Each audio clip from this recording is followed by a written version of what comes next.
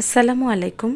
ভিটি blogger মম ফারজানা চ্যানেলে নতুন আরও একটি ব্লগে আপনাদের সবাইকে স্বাগত জানাচ্ছি। যে যেখান থেকে আমার ভিডিওটি দেখছেন, আশা করি সবাই ভালো আছেন এবং সুস্থ আছেন। আমরাও আলহামদুলিল্লাহ ভালো আছি। কি বলবো, আসলে বলার কোনো ভাষা নেই। এত মাস পরে আবার নতুন করে একটি ব্লগ আপনাদের সাথে শেয়ার করলাম। যাই হোক, আমি এ নিয়ে আসলে বেশি কিছু কথা বলতে চাই না। যতই চাই যে আপনাদের সাথে প্রতিনিয়ত একটা করে ভিডিও শেয়ার করব, তারপরও না পেরে উঠছি না। তো এখানে রোজার জন্য কিছু বাজার করা হয়েছে, আপনাদের ভাইয়া নিয়ে এসেছিলো, সেই বাজারগুলোই গুছিয়ে রাখছি। তো আমি ভিডিওটা একটু ফাস্ট করে দিয়েছি, তা না হলে অনেক বড় হয়ে যাবে। আর অনেক দিন পর যেহেতু একটা ব্লগ শেয়ার করছি, তাই বুঝতে পারছিলাম না কোথা থেকে শুরু করব আর কোথায় গিয়ে শেষ হবে। তো যাই হোক, রোজার বাজারগুলো গুছাচ্ছিলাম আর ভাবছিলাম যে না, একটু আপনাদের সাথে একটা ছোট্ট ভিডিও শেয়ার করি।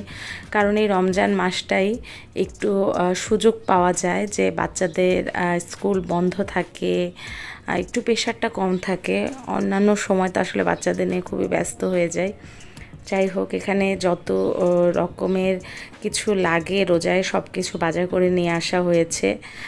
আর আরও কিছু জিনিস আছে যেগুলো আমি আসলে আগেই গুছিয়ে রেখেছি, যেমন ট্যাং, তারপরে আরও কিছু কিছু জিনিস। যাই হোক, এখানে তেল নিয়ে আসা হয়েছে, তারপরে হচ্ছে ডাল, তারপর এখানে কর্নফ্লাওয়ার নিয়ে আসা হয়েছে, আর বাদাম নিয়ে এসেছি। বড় ছেলেও আলহামদুলিল্লাহ রোজা রাখবে। তারপর হচ্ছে পেঁয়াজ, আলু, যেহেতু বড় ছেলে রোজা রাখবে তাই ওর জন্য একটু চিকেন নিয়ে এসে আগে সেটা রেডি করে রেখেছি। দেখা যায় কি, আমাদের যতই চপ, পেঁয়াজ ও বেগুন একটু ভালো লাগে, বাচ্চারা কিন্তু ওগুলো খেতে চায় না। যাই হোক, আপনাদের ভাইয়াকে বলেছিলাম খুবই অল্প করে কিছু সবজি নিয়ে আসবা, যেন রোজার দিনে নষ্ট না হয়, লাগলে তাজা তাজা কিনে নিব। যাই হোক, এখানে এসে বেগুন, ঢ্যাঁড়স, পটল, তারপর টমেটো এগুলো নিয়ে এসেছে। আর মাংস সেটা আমি আগেই প্রসেস করে ফ্রিজে রেখে দিয়েছি। আর এই হচ্ছে আমার রোজার বাজার। সেহরির টাইম হয়ে গিয়েছে। আজকে সেহরির জন্য একদম পাতলা করে মুরগির ঝোল রান্না করেছি, দুধ চাল দিয়েছি, সজনে দিয়ে ডাল রান্না করেছি। এই ছিল একদম হালকা পাতলা খাবার। আর এই যে দেখেন, ডিমগুলো এখনও ক্লিন করা বাকি আছে। পরের দিন সকালবেলা এখানে একটু তেল গরম করে আদা রসুন বাটা দিয়ে স্প্রিং রোলের জন্য আসলে পুরটা রেডি করছিলাম। আসলে কি বলবো, প্রথম রোজার দিন এমন হিমশিম খেয়েছি, আপনাদের সাথে আসলে কি শেয়ার করব। স্প্রিং রোল বানাতে গিয়ে মানে পুরটা রেডি করতে করতে এমন টাইম লেগে গিয়েছে, আমি আর শীটটা তৈরি করতে পারিনি। আমি যদি কিনে নিয়ে আসতাম তাও ভালো হতো, আসলে রেডি করতে পারতাম। তো যাই হোক, এখানে আমি বাঁধাকপি, গাজর আর অল্প একটু চিকেন দিয়েছি। মূলত এটা ভেজিটেবল স্প্রিং রোলই বানাবো।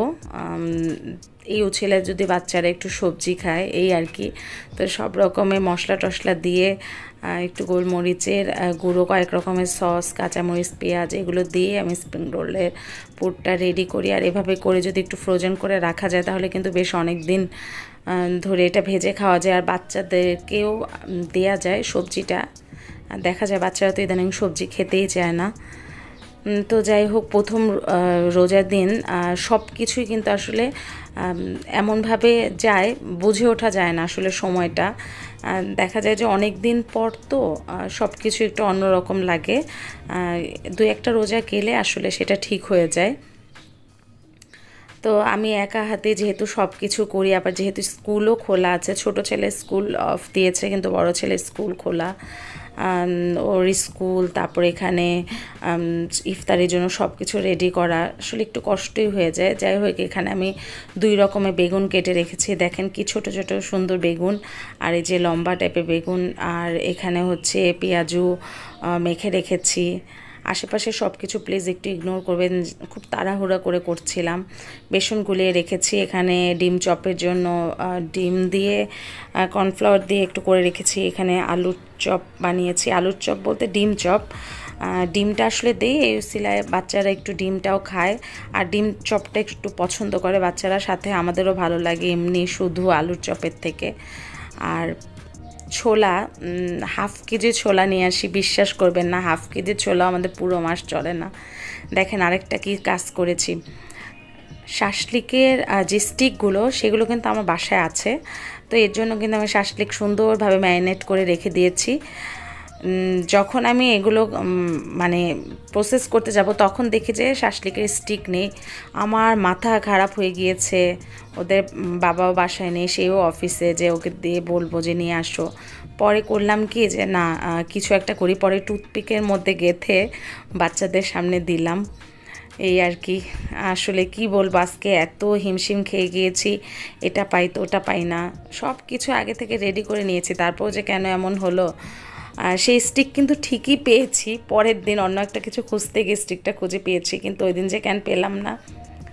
শরবত বানিয়ে একটু ফ্রিজে রেখে দিয়েছি, আর ছেলের জন্য আলাদা করে রেখে দিয়েছি। আর এখানে পেঁয়াজু ভাজছি, ভাজতে ভাজতে দেখলাম গ্যাস কমে গিয়েছে, আবার সেটা আমি ইন্ডাকশনের মধ্যে শিফট করেছি। এটা কে? এটা কে? এখন তো গুড মর্নিং না মাম্মা।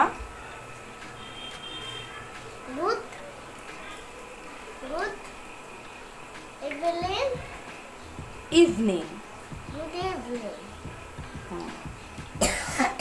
আমি অনেক ঠান্ডা লেগেছে, সে নিজে নিজে মাথায় তেল দিয়েছে। এখন সে এই যে মাম্মার কাছে এসে দুষ্টুমি করছে।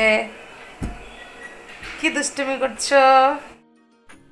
রান্না করতে করতে নোয়ামের সাথে একটু দুষ্টুমি করে নিলাম। যাই হোক, এর মধ্যে কিন্তু পেঁয়াজও ভাজা হয়ে গিয়েছে, আর একটা একটা করে করছি। আসলে গ্যাস থাকলে তো দুইটা চুলার মধ্যে তাড়াতাড়ি করে হয়ে যেত। তো এরকম করে পেঁয়াজগুলো ভেজে নিলাম। এর থেকে বেশি লাল করলে না আমার আসলে ভালো লাগে না, এরকম হালকা একটু ব্রাউন কালার হলেই সেই পেঁয়াজগুলো খেতে ভালো লাগে, আর অনেক মুচমুচেও হয়। আর আমার পেঁয়াজটা আলহামদুলিল্লাহ খুব ভালোই হয়, খারাপ না। নিজে প্রশংসা নিজেই করছি, কি করব। আর এখানে যে এখন বেগুনিগুলো ভেজে নেব। তো বেগুনগুলো মোটামুটি একটু মানে মোটা করে কেটেছি, অত পাতলাও না। বেগুনিগুলো দেখেন মাশাআল্লাহ কি সুন্দর ফুলকো ফুলকো হয়েছে, আর এগুলো অনেক মচমচে হয়। একটু লাল লাল করে ভাজলে মচমচেটা অনেকক্ষণ থাকে। তা আমি ওই যে বললাম যে একদম কড়া যে লাল, সেটা আসলে আমার ভালো লাগে না।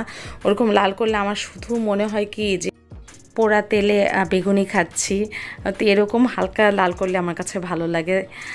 যাই হোক, আমি ইফতারি ভাজতে ভাজতে দেখলাম যে আমার ফোনের চার্জ একদম শেষ। এই যে দেখেন, যার জন্য লাইট অফ হয়ে গিয়েছে। যাই হোক, সব কিছু আমি এখানে ভেজে নিয়েছি, আর ছেলের জন্য ইফতারি রেডি করে নিয়েছি সবার প্রথম।